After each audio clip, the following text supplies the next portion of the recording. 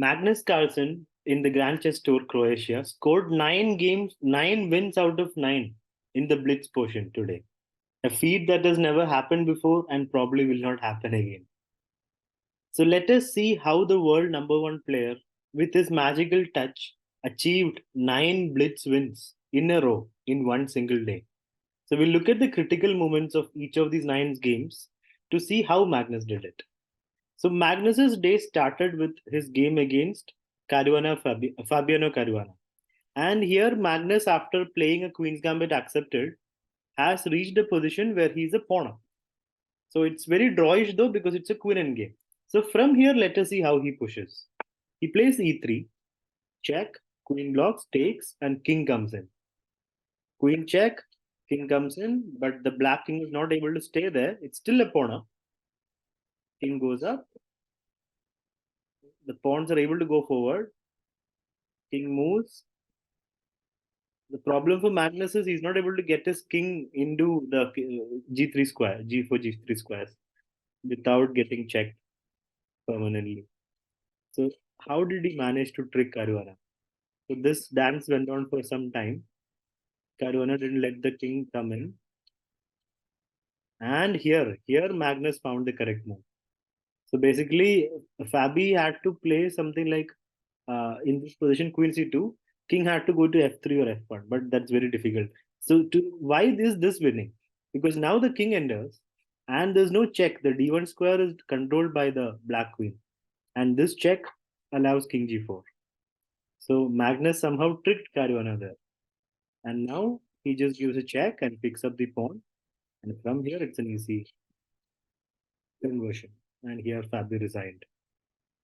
A nice way to start. In the second game today, he faced Duda. Duda had sacrificed an exchange. In return, he had 2 pass pawns. Magnus in this position plays c5.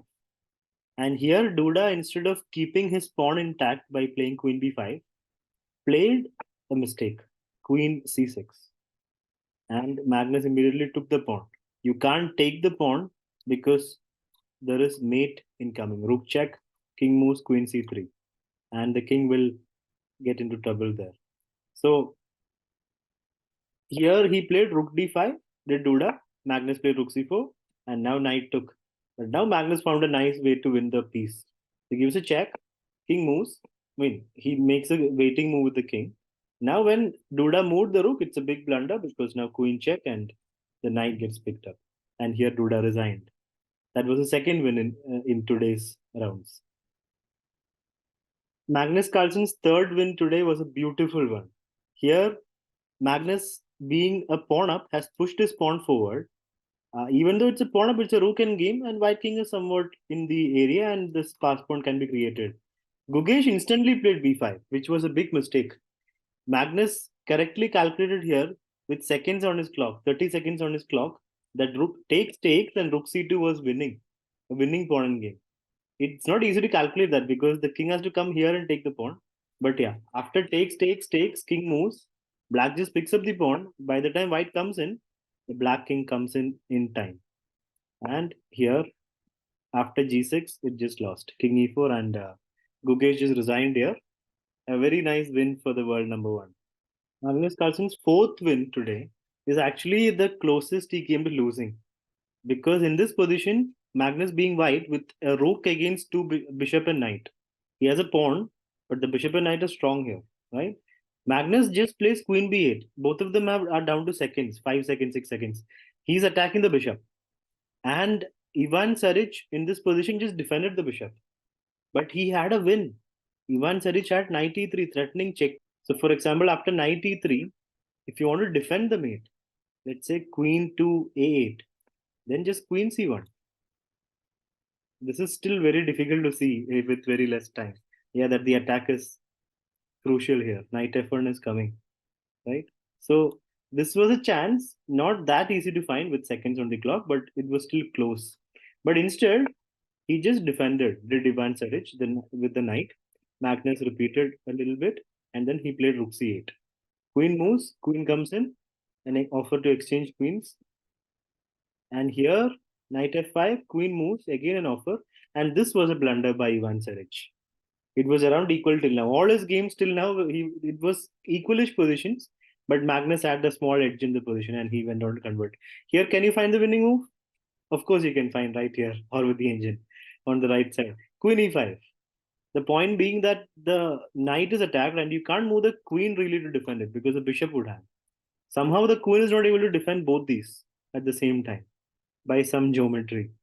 And if you move the knight, which is what Ivan Saric did, he just loses the piece and he resigned here. The fifth game saw a very nice tactical shot by Magnus Carlsen. Magnus was facing Vishwanathan Anand, his former World Championship challenger twice, and Anand has lost a lot of games against Magnus recently. Somehow he has not been able to break the barrier. Here you can see Anand in this position is in an equal position. Black rooks are active, but so are whites, and both sides of bishops. Black king can be Magnus king is slightly more safe, right? And in this position, it is right now a free pawn over here on a7, right? But black will also take this pawn with either of the rooks. And there is no mate threat because the white rook can come back. That is very important to note. In this position, Vishwanathan Anand took the pawn with the rook, which was a mistake. He should have taken the bishop. But why is it a blunder? Magnus shows why with a very beautiful move.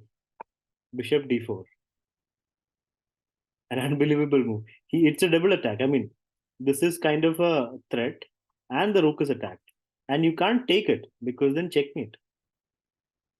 So here Vishy just played rook c7 and just takes, and after rook takes, Vishy resigned because the position is completely busted. There are threats along here of winning material, and there's one more pawn hanging, and it's all over. So one careless mistake by Vishy, and Magnus just showed a very nice tactical sequence there. I mean, a tactical shot there, and won the game. In the next round, Magnus faced his latest challenger, Nepomniachtchi. They played in 2021 in the World Championship. And here it's a rook and minor piece versus rook and minor piece. It's a pawn up for Magnus. That's a very nice pawn. In this position, Nepo should have taken on e3 and gone for that endgame. Like f into e3, you don't have to take. Probably just play king g5 and get in with his king. Instead, Nepo went for knight a3, and this allowed Magnus to give a check. And after king f5, rook comes to c1. Now rook c5 is coming, and the pawn can be helped forward. Rook b3, rook c5, and here e5 was played, which is a big mistake. The best chance for Nepo would have been to just go back, hold tight, and get ready for some turbulence. But instead, he went e5, and now Magnus played a very nice move, a beautiful move. Can you find out what he played? Rook to c6, and it's a crushing move because the pawn is running and there are ideas of checkmate. And how do you stop it? Nepo didn't have the answer. He played rook d2, and after Magnus's king g3, Nepo just resigned because rook f6 mate is unstoppable. It's a mate in one. No way to stop it. So that was a nice victory for Magnus Carlsen against Nepomniachtchi. In his seventh game today against Alireza Firouzja, Magnus Carlsen played the Caro-Kann, and Firouzja played the fantasy variation with pawn f3. And this was a game where Magnus Carlsen got an advantage right from the opening. So let's see how he dealt with the fantasy variation.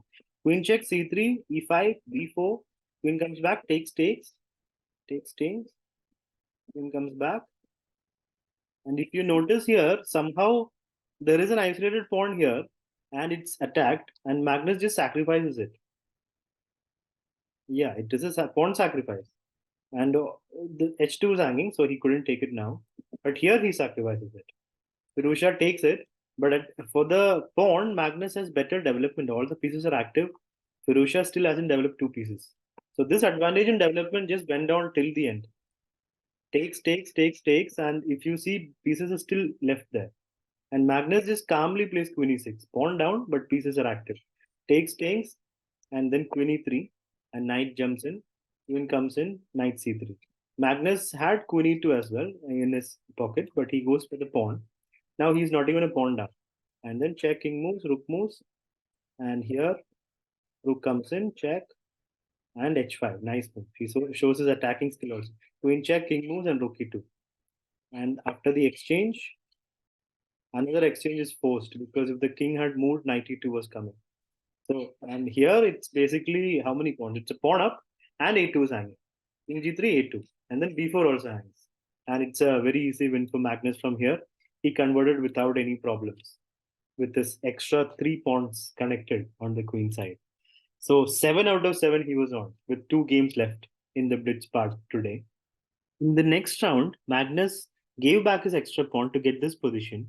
A queen endgame, seemingly equal, but Magnus believes in his pawns. His pawns are more further advanced. He is a monster in queen endgames, as he has shown in a lot of tournaments. Magnus just places his queen in the center. And after f5, he starts pushing the a pawn. Look at his technique f4, a6, queen check, king moves, and now queen check back, king comes up. Pawn g5, a7. The pawn has reached almost the end. Queen check, king moves, and now f3. King moves in. Now Magnus is coming towards the pawns on the king side. And now king comes to f2. So he's about to pick up the pawn, like here, if he wants to, anytime. Queen just waits there. So black had to be passive. And any check would have allowed king takes pawn anyway. Queen check, and he doesn't take the pawn. Wait, could he have taken the pawn? Then he would also lose this pawn. So he doesn't do that. He plays a check. King comes in and check. And after this, he comes in and he pushes a c pawn. Richard report is completely paralyzed. He can't do anything. When he can move the queen, but that will allow it. Okay, he can move the queen somewhere here, then queen check and promotion. Or if queen c6, then queen check and exchange of queens, white wins. Because the white king is here, stopping all the pawns. So just king h5 and now queen f7, king moves, and he just took here. And mate is coming. Queen g4, mate is coming. So black has to take the queen. I mean, it's an exchange of queens forced. But after the exchange of queens, it's just a winning endgame. So Magnus scored his 8th win out of 8 today. And now comes the last game of the day.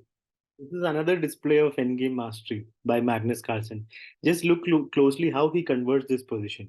All these games, he had a small edge which could have become a draw in others' hands. But Magnus, with that small edge, converts it. So see how he does it. Right now, he's up a pawn, but pawns are doubled, and there's a outside pass pawn.